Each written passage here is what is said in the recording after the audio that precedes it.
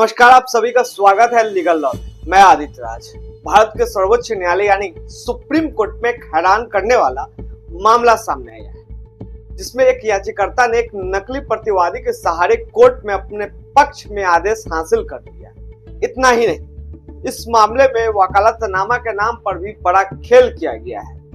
जिस वकील के वकालतनामे पर सुप्रीम कोर्ट ने याचिकाकर्ता के पक्ष में फैसला सुनाया है, उस वकील की उम्र 80 साल है और उन्होंने करीब 6 साल पहले वकालत से संन्यास ले लिया है।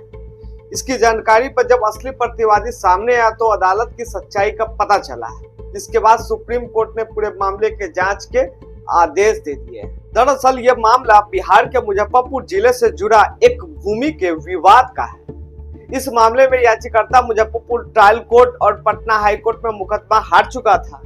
पीठ ने 13 दिसंबर 2024 को याचिकाकर्ता और प्रतिवादी के बीच कथित समझौते के आधार पर मुजफ्फरपुर निचली अदालत और पटना हाईकोर्ट के आदेश को रद्द कर दिया था।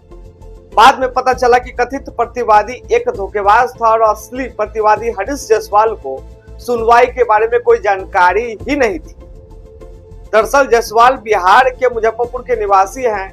5 महीना बाद आदेश का पता चला। जायसवाल को सुप्रीम कोर्ट के आदेश का पता तब चला जब 5 महीने बाद उनके दामाद को अदालत की वेबसाइट पर इस आदेश के बारे में जानकारी मिली। उन्होंने तुरंत अपने वकील ज्ञानेंद्र सिंह के माध्यम से अदालत का रुख किया और आरोप लगाया कि यह आदेश धोखाधड़ी के जरिए और तथ्यों को छिपाकर प्राप्त किया गया। अदालत के साथ भी धोखाधड़ी की गई। याचिका में कहा गया है कि याचिकाकर्ता ने न केवल कानून और नैतिक मापदंडों का उल्लंघन किया है, बल्कि इस अदालत के साथ धोखाधड़ी भी की है।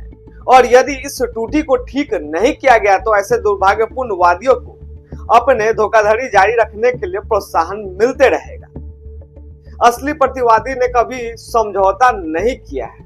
मामले में मूल प्रतिवादी जायसवाल ने कहा कि याचिका के अनुसार जायसवाल ने याचिकाकर्ता विपिन बिहारी सिन्हा के साथ किसी भी तरह का कोई समझौता नहीं किया है, न ही मामले में उनकी ओर से पेश होने के लिए कोई वकील नियुक्त किया गया था। पूरी कार्यवाही में हेरफेर किया गया। उन्होंने दावा किया कि हाल में जब उन्हें आदेश के बारे में पता चला तब उन्हें सुप्रीम कोर्ट की सुनवाई के बारे में पूरी तरह से जानकारी नहीं थी।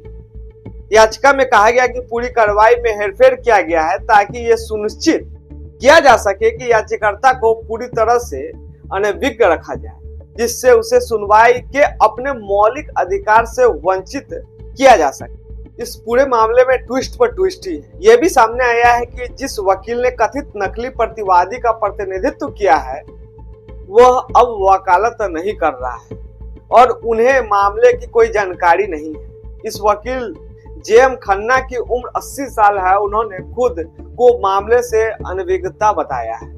उनकी बेटी शेफाली खन्ना का नाम भी सुप्रीम कोर्ट के आदेश में दर्ज था। इस पर शेफाली खन्ना ने भी स्पष्ट किया है कि वह इस दिन कोर्ट में पेश नहीं हुई थी।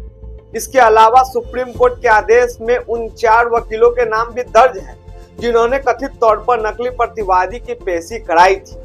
फैसले के बाद से असली प्रतिवादी का भूत बनकर आया नकली प्रतिवादी भी गायब है। सुप्रीम कोर्ट में इस मामले के सामने आने पर न्यायमूर्ति पीएस नरसिम्हा और जय माल्या बागची की पीठ ने इस पूरे मामले को गंभीर धोखाधड़ी मानते हुए बीते साल दिसंबर में दिया गया आदेश रद्द कर दिया है। साथ ही कोर्ट की रजिस्ट्री को आदेश दिया कि दिसंबर में फैसले सुनवाई वाले दिन कौन कौन कोर्ट में उपस्थित था, इसकी बारीकी से जांच की जाए। साथ ही ये जांच रिपोर्ट 3 हफ्ते में पीठ के सामने दाखिल की जाए।